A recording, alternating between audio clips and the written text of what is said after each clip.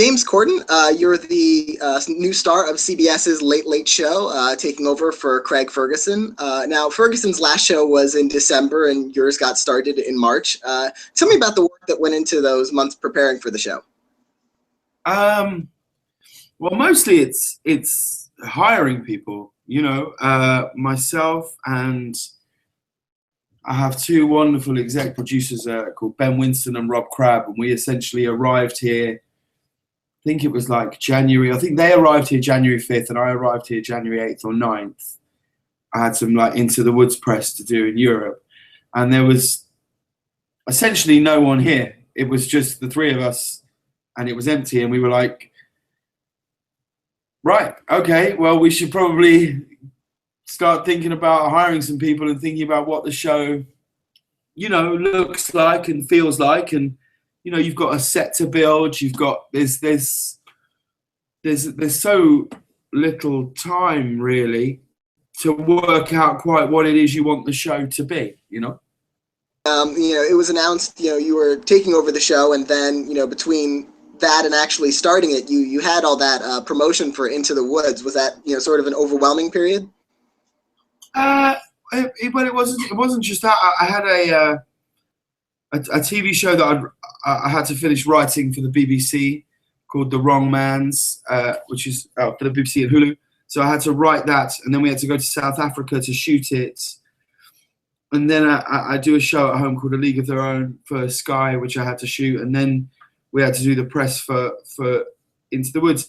I mean, in many respects, it was kind of nice. I also had a baby in October. My daughter was born in October. So, you know, my daughter was born 7 months ago. And in that time, in that 7 months, we sort of had a child, moved house, moved country, launched a show. So it's been a really busy time. But then, you know, it's not lost on me how awful it would be to complain about such a thing. Like, these are real high class problems, and you can't. You just have to think, well, this is wonderful, and it's actually all you ever wanted, and you know, it never feels like work because it's just so much fun. You know, however hard it is, it's still fun at the end of every day. Your Late Late Show, it deviates from most American talk shows in that, you're bringing out all your celebrity guests at once usually. What made you decide on that format? Well, mostly we were just very aware that our show was following a talk show. That there's a talk show on before us, and then our show starts, and just because that's how something's always been doesn't mean it's how it should always be. And we just thought, well, we would talk about it very much in terms of atmosphere. We talk about it in terms of, you know, bits and comedy and things. We would talk about how we wanted it to feel. How do we want it to feel? What can we do to make it feel like a place that you would want to go after a talk show? And all we're actually inheriting is 4 words. All we're inheriting is the Late Late Show, and everything else is ours to create. And so we would think about the show that's on before us, which was obviously David Letterman's show, and then will soon be Stephen Colbert's show. And we thought, well, that show's I think it's a 500-seat Broadway theatre. So where would you go after the theatre? You might go to a bar, you might go to a comedy club, restaurant. So let's try and make it feel a bit more intimate. Let's have a band like Reggie being such a, you know, I think if we could get Reggie, that would just be the greatest thing in the world. And then you would want to have a more organic conversation perhaps after that. So why don't we bring all our guests out together and bring them through the audience so it feels like a 360 space, you know? And that was it. It was mostly, just because there's always been a show there doesn't mean there should always be a show there. And you've got to give it a reason to exist. And we're on after a talk show, so we have to try and make it feel different as best we can, you know? Having had a theater experience in your career, do you think that, also prepared you for doing this kind of show? I think it definitely prepared me for the routine of it, the everyday of it. Do you know what I mean? Like the plays I've done, like the History Boys, we did I think 530 performances, and One Man, Two Governors, I think we did like 485 or 490. I'm not entirely sure, but it's it's a lot. And that you do it 8 times a week and sometimes twice in a day. And that thing of just every day, doing it every day, it very much prepared me for that. Yes, I think. Much as it's wildly different, the routine of it is the same, you know? You've also brought a lot of music onto the show. You sang with Sting, and you do the carpool karaoke segment with, Mariah Carey, Jennifer Hudson, Justin Bieber. You performed Grease in a crosswalk. It must be a hell of a perk of the job too. Being able to perform, all that music and in those different ways and with those, kinds of performing artists. Well, mostly, with a show like this, it's not about getting it to play to my strengths. It's about getting it to ignore my weaknesses, if you like, and very much just trying to, I'm not really a comedian. I've never really done stand-up comedy. I've done little bits here and there, and it's just trying to pull on the facets of the things that my career has been to date, and music and theatre and performance have always been a part of that, and I've always just been an actor who's written television shows, and so that's why, really. And then, the carpool karaoke thing, like, I don't know, I'm so, just hearing you list those things, carpool karaoke and the Crosswalk musical and Anna Kendrick, Sting, and all of those things, singing with Josh Gad, Catherine, like, I don't know, I sort of, I can't believe we've only done 36 shows. Do you know what I mean? It's like, I feel very proud of that. Like, the things that we've done that have, that people have responded to. Like, I think we've done 3 carpool karaoke's, and I think we're over like 34 million YouTube views. Do you know what I mean? Just on those bits alone. Like, I think the show in total is at like 110 now, in 36 shows, which I really feel very proud, and I hope we can keep up that level of content and spontaneity. One of your earliest shows, you did something that would be ambitious for a show in its 10th year. You decided to go out and you shot an episode in a random, unsuspecting person's home. Yeah. At what point did you decide you wanted to do that, and was there any kind of backup plan? We had no backup plan, and what made us decide to do it was because we just want to be a show that feels spontaneous and organic, and a show that makes you say, did you see what they did last night? And that's it. And we just thought, well, let's go and try and do one from someone's house. And we have lots of other ideas like that. I think we have a freedom in our show because it's on at 12:30. I think if we were doing our show at 11:30, I think there are tent poles and security, if you like, that American people want, need, and require from that show. That's very much a show where you go, this is my guy, and there are tropes or facets of those shows that are comforting to people. And I think with a show that's on at 12:30, I just think we can be a bit more bold and brave and do things and go for it and try and make a show that feels like there isn't a line between the audience and us. That's how we want it to feel. That's how I want the show to feel, that I'm not really a talk show host, that I am the audience. I just happen to be this side of the line for a moment until the show, gets pulled off the air or whatever. And we just want to keep trying to do, we just want it to be fun for people and not predictable in any way.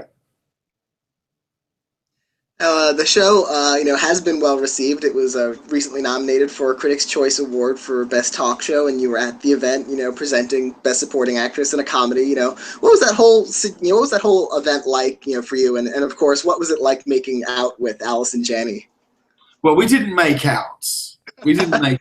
It was just a pressing of lips. We didn't make out at all. I mean, it was thrilling for our show because I think at the time that we got nominated, we'd done like 28 shows or something, which I felt very undeserving of it. And then I sort of realized that like John Oliver was nominated, and I think John Oliver does like 22 shows a year or whatever, and that made me feel a bit better. And I just felt incredibly proud to be in such company.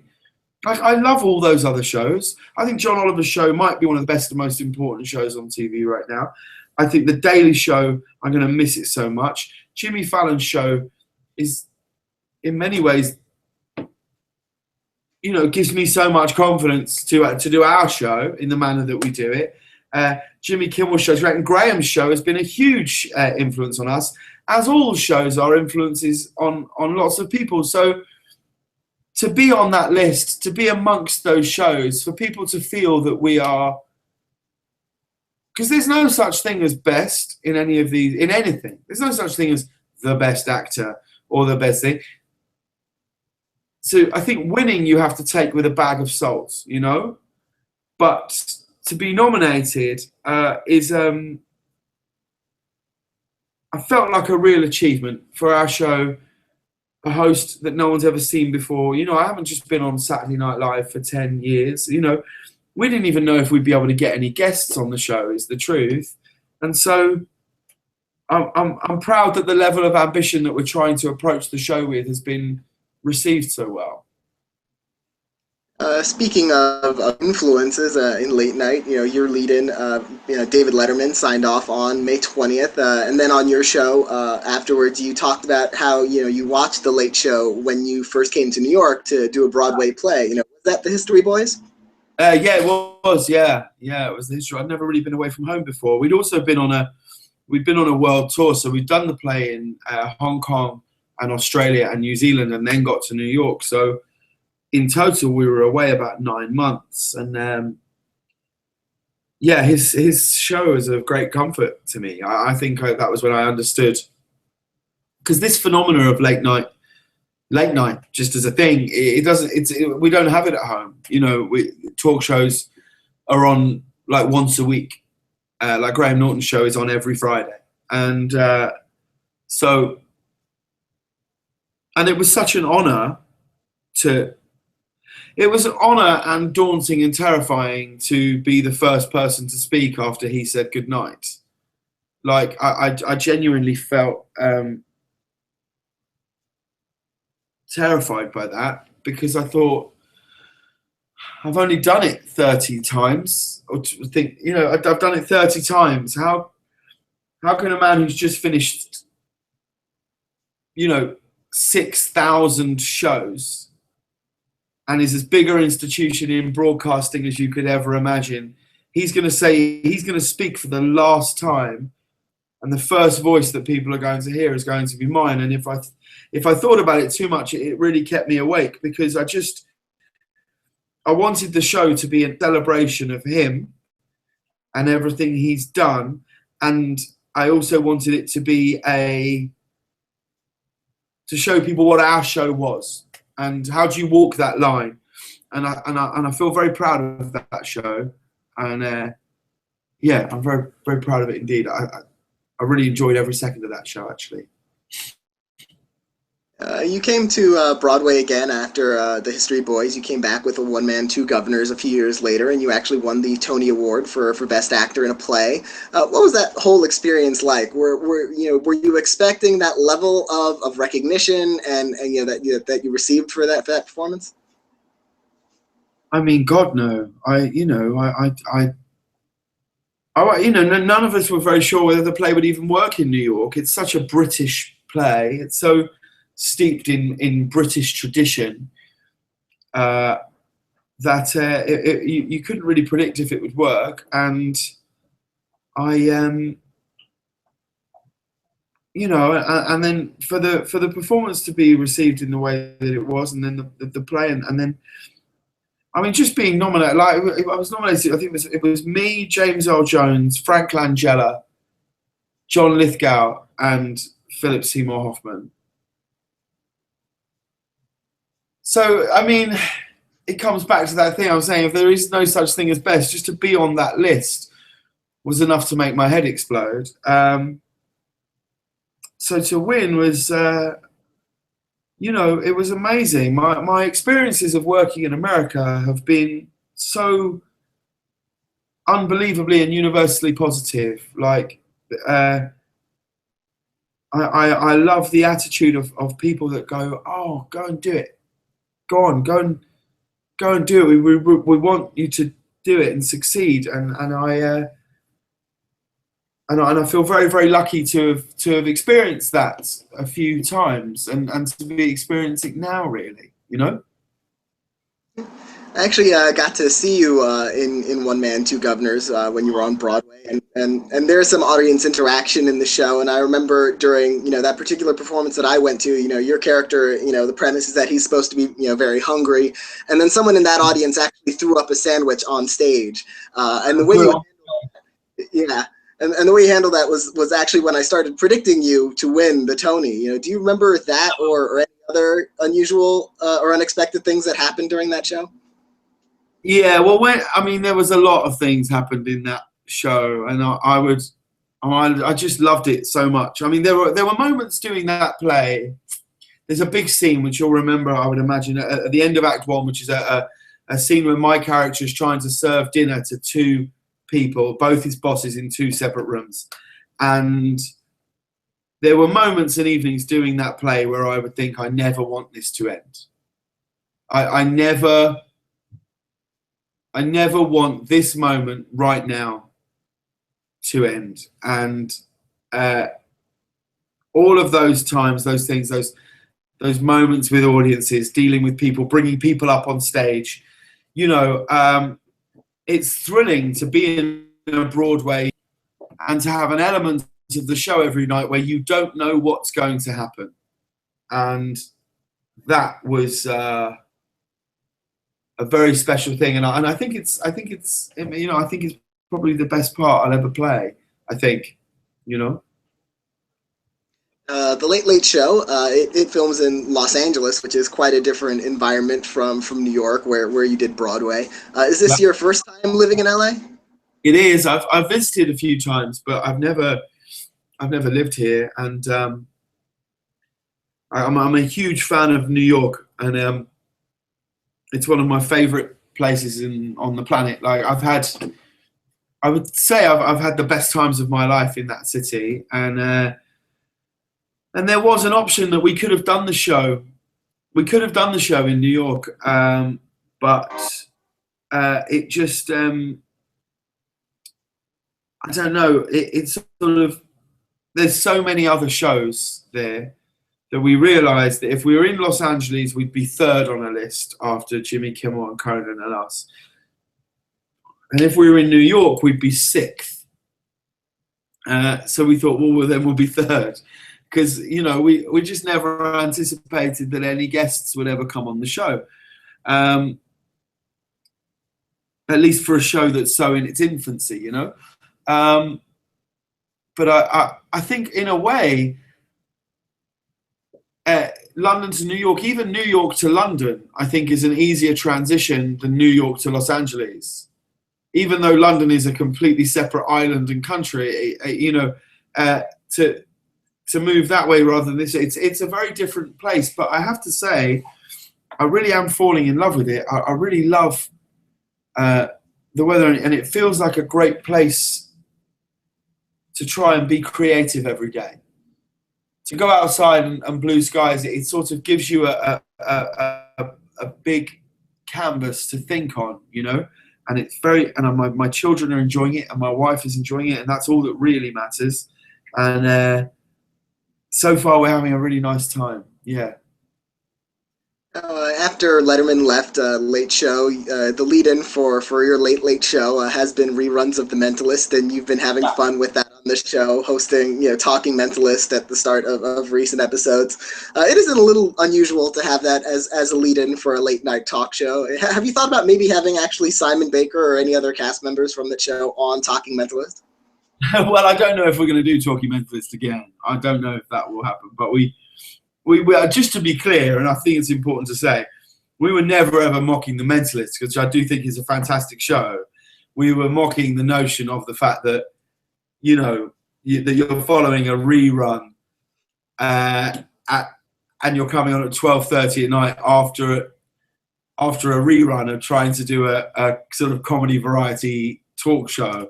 And it was just a bit of fun, really, playing on those talking shows, those after shows that are there and happen. And it was just a bit of fun. I don't know if we'll do it again. So we did Talking Mentalist, and then the next night we did Talking Mentalist, and then Talking Mentalist, which was just me, Alison, Janny, and Reggie talking about the show that was talking about The Mentalist. It was just silly fun, Well, I want to congratulate you again on the show and all the success you've been having, in the U.S. lately, and fingers crossed with the Emmy Awards coming up too. Oh, we don't stand a chance, but thank you so much. You're so kind. I really appreciate it. Bless you. It's so nice to see you. You have a lovely, lovely face. Thank you. Have a great day. I hope I get to stroke it one day. There you go. I'm giving you like a virtue. Well, I'll put it closer to the camera. There we go. Let's just do. See you soon. Thank you so much.